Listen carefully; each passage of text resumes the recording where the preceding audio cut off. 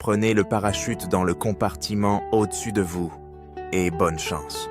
Ces pilotes inconscients. J'avais jamais mis un parachute de ma vie, mais dans les films, ça avait l'air facile. On a tous sauté de l'avion, mais en fait, les films m'avaient bien eu. J'arrivais pas du tout à ouvrir le parachute, donc je suis tombé, en chute libre. Je me suis réveillé avec un truc qui me léchait le visage. Bruno, t'es un bon chien, toi. J'étais coincé dans les sangles du parachute, accroché à un arbre. Il y avait des arbres partout autour. À l'aide?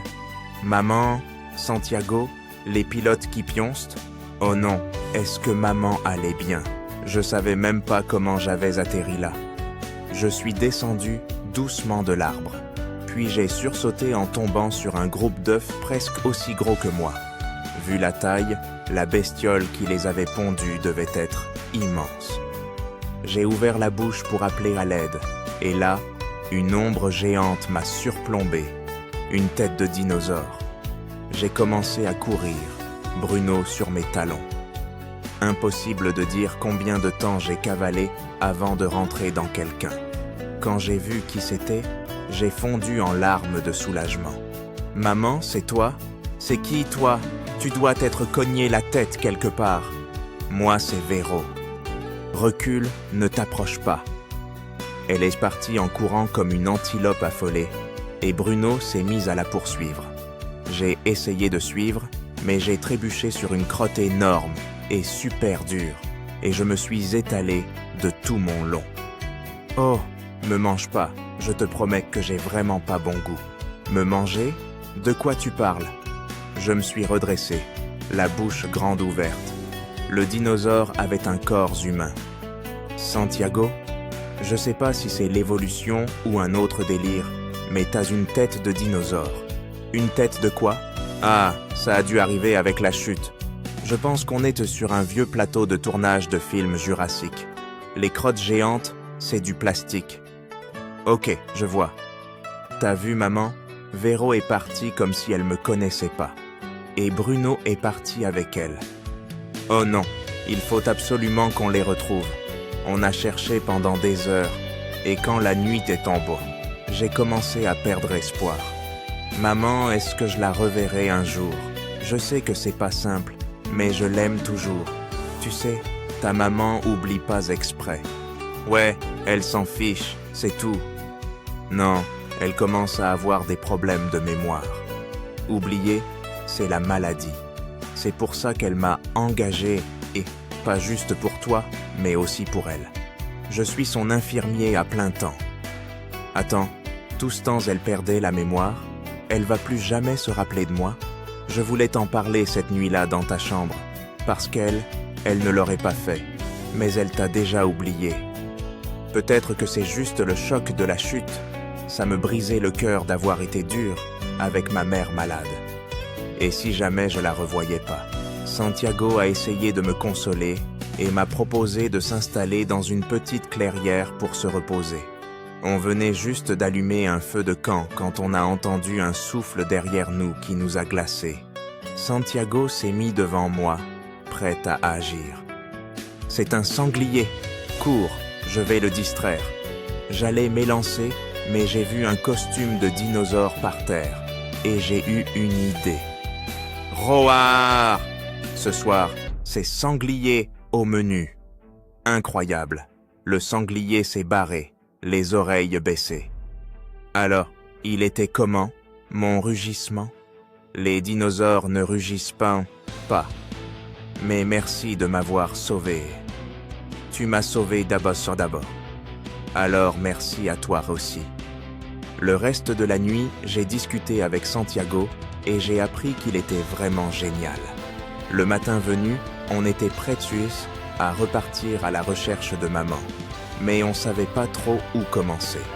Et là, j'ai vu des poils oranges dans l'herbe. Regarde, c'est des poils de Bruno. Il a laissé une trace, ça peut nous guider jusqu'à ta maman.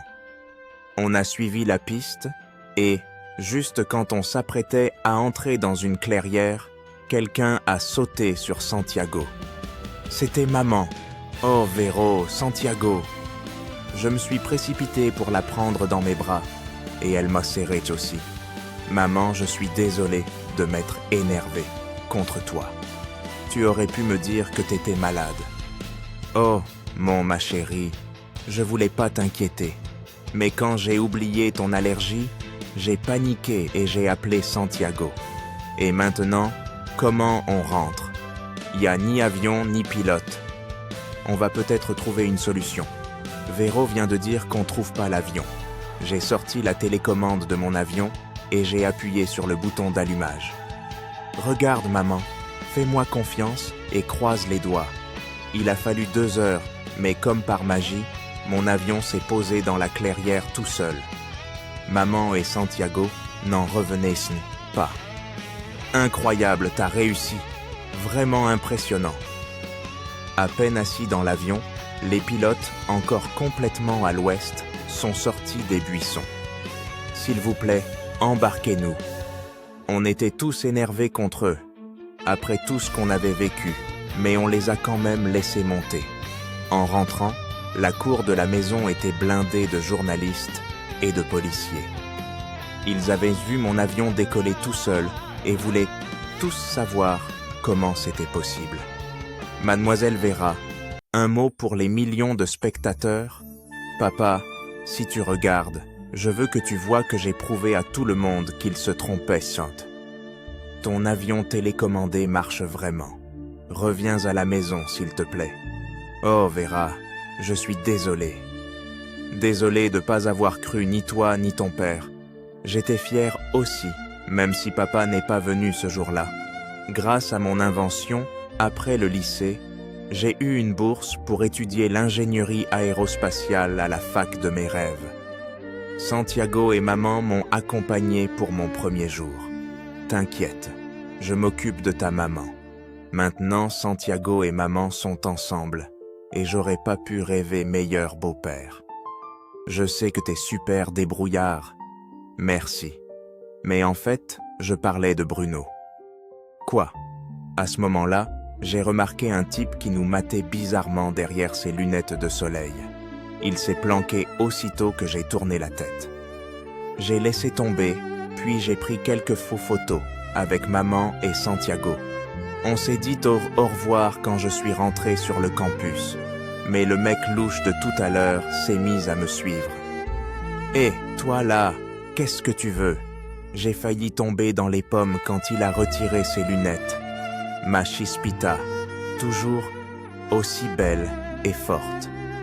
Papa avait beaucoup à raconter, mais sur le moment, je me suis juste jeté dans ses bras. Je savais que tu reviendrais. Ce que j'ai retenu de tout ça, c'est qu'il faut toujours être gentil, parce qu'un petit geste peut tout changer. Et toi, qu'est-ce que t'en penses? N'hésite pas à le dire dans les commentaires, juste en dessous. Je lirai tout avec attention.